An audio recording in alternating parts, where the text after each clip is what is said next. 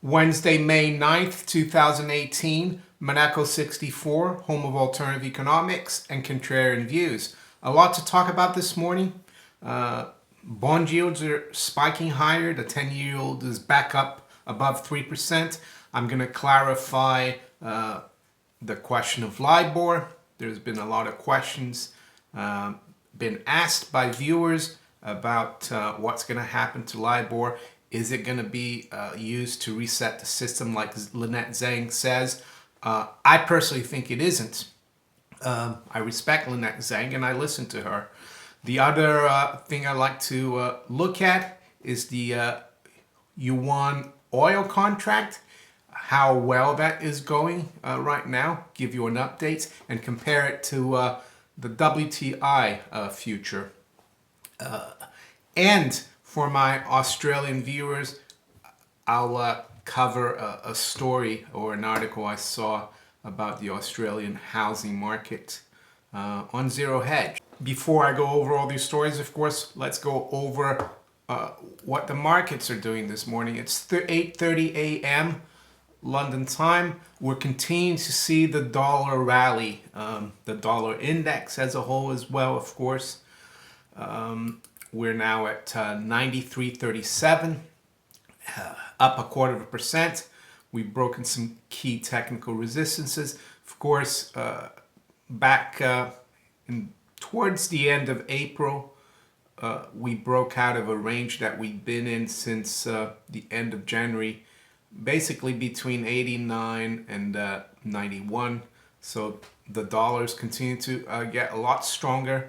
Yes, gold and silver have come off, but in relative terms, gold is actually doing well in terms of other major fiat currencies, like the pound, the euro, the Swiss franc especially, and even the Australian dollars. One of my viewers said it's up by I think 30% in the last year or maybe less. Spot gold, 1306 right now. Yeah, down 8. The range has been 1304.50 to 1317. So we're still holding above that 1302 level. We might go below 13. I would still not be concerned, but the way it's feeling right now, in the past, if we had the dollar be so strong as it is right now, gold and silver would be a lot lower. So what I'm trying to say is if the dollar turns a bit and for a few days and goes down, I would expect gold to really rally quite strongly. I think there's strength, even though it doesn't look like it for Americans who look at it just, in their currency. Silver 1637, down 10. So we're about down just under 2/3%. The Dow is up 35, up 0.15%. The S&P is up similarly, 2675. NASDAQ future is basically unchanged, the NASDAQ 100 future. As I said, the dollar's strong, so we've tested 135 in cable. Right now, cable is down 0.25% at 135.15. The low has been 134.98. Euro down 0.25% as well, 118.32. The low has been 118.22. And the dollar's rebounded against the yen. It's up 0.5% at 109.70.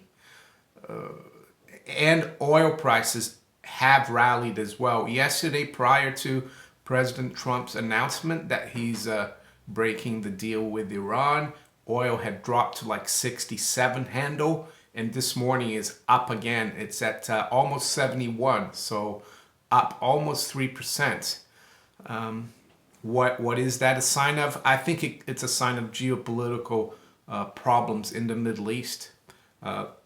We saw yesterday as well that I think Israel started bombing Syria after the Trump announcement. Is this why the dollar is so strong as well? It could be.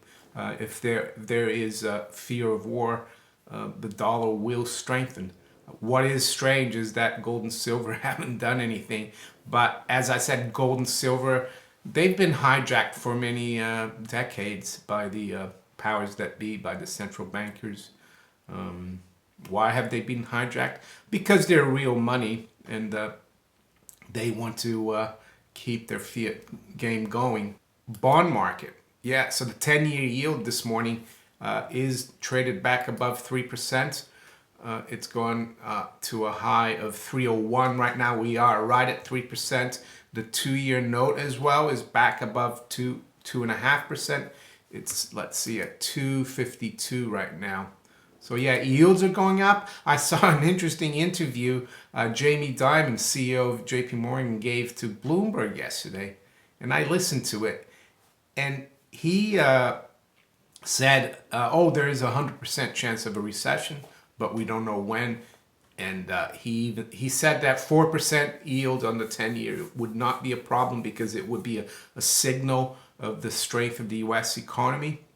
And he kind of, how can I say, disregarded the fact, even though he mentioned it. He said the U.S. is going to be borrowing $400 billion every quarter now, and that QE was ending. There wasn't going to be as many buyers of U.S. debt. And in spite of that, he seemed to be quite positive. I guess what's happening is, yeah, the QE is ending, but now you've got the fiscal pumping coming. So that's what Trump has done. He's seen that the QE is ending, and he's pumping the debt. And Jamie Dimon also said that GDP is doing really well in other countries and in the US, but he didn't mention that the reason GDP is even positive is because of all the budget deficits. So he's talking his book kind of as a banker to keep things going and lending. And I guess for JP Morgan, if the short-term rate doesn't go up too quickly, they can always play that game of borrowing short and lending long. So if the 10-year yield's at 4% and the 2-year only goes up to 285, then they'll be fine. But I think for the overall economy, it's going to not be good. And they asked him at the end about Bitcoin, and he said, oh, I don't even want to talk about it. That was Jamie Dimon. So now, let's look at the Libor. A lot of people saying, because they've listened to Lynette Zhang, and I have as well, that they're using the phasing out of Libor to reset the system. I don't think that's true. And I'll tell you why I don't think that is true. First of all, I do have experience trading those markets. I used to trade Eurodollar futures, which is the future based on the Libor, the 3-month Libor in London. And Libor only just means London interbank offered rate.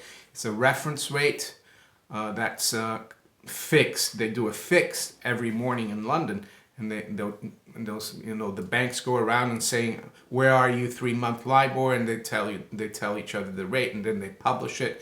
And there's also 1 month, 3 month, 6 month, 12-month Libor, and there's a Libor in other currencies as well. So it's only a reference rate. Of course, a lot of derivatives contracts, a lot of loans are based off that reference. So I've got an article here from Bloomberg, May 6th. It says Libor refuses to die, setting up 370 trillion benchmark battle. So I'll read it here so you have a better idea of what's really going on. A struggle that will dictate the future of financial markets is brewing. Long beleaguered Libor is fighting to preserve its status as the premier global benchmark for dollar-based assets, just as questions pile up over the credibility of its presumptive heir. So Libor's had problems, of course, because of the Libor rigging scandal.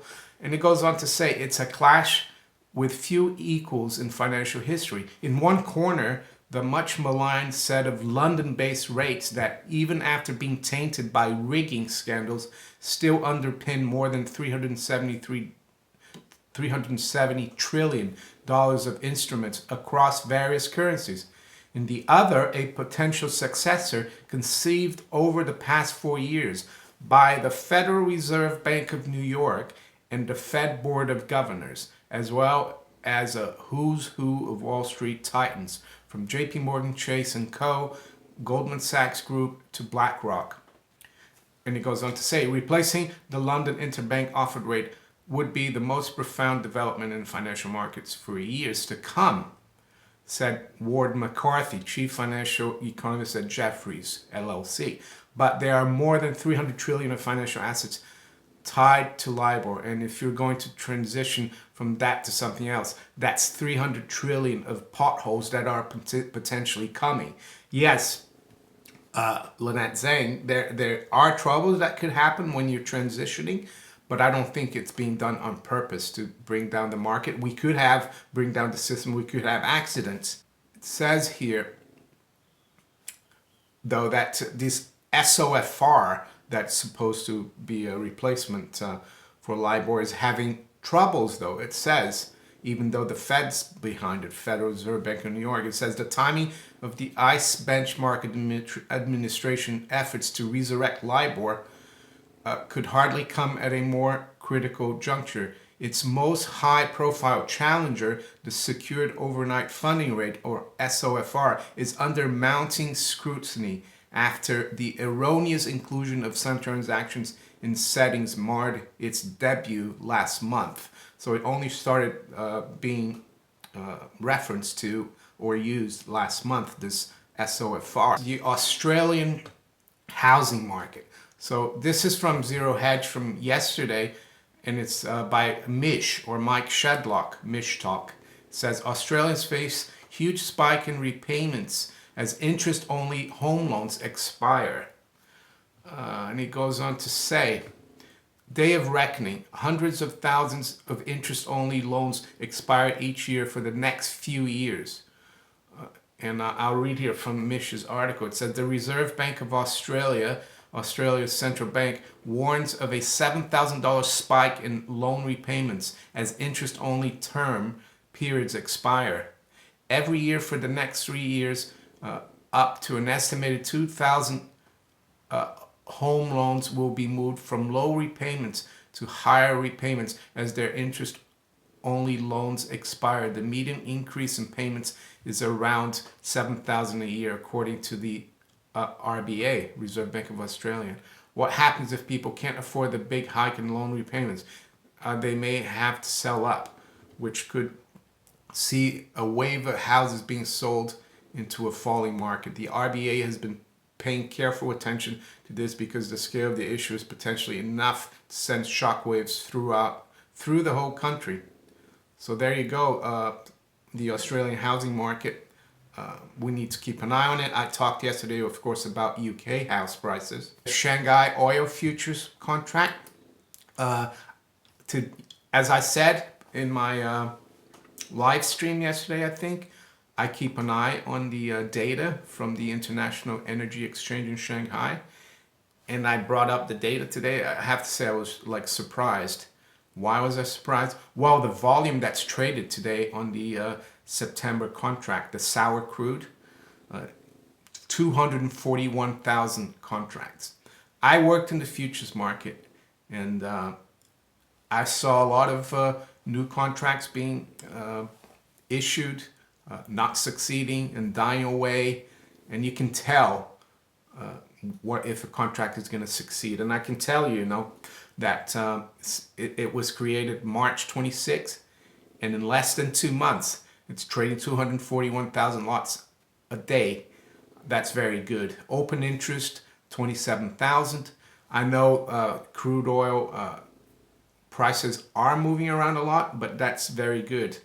The other story I saw that I think is kind of linked to this Petroyuan is a geopolitical story from Zero Hedge again, authored by Richard Javad Heydarian via the Asian Times. And it says, short of war, China now controls South China Sea.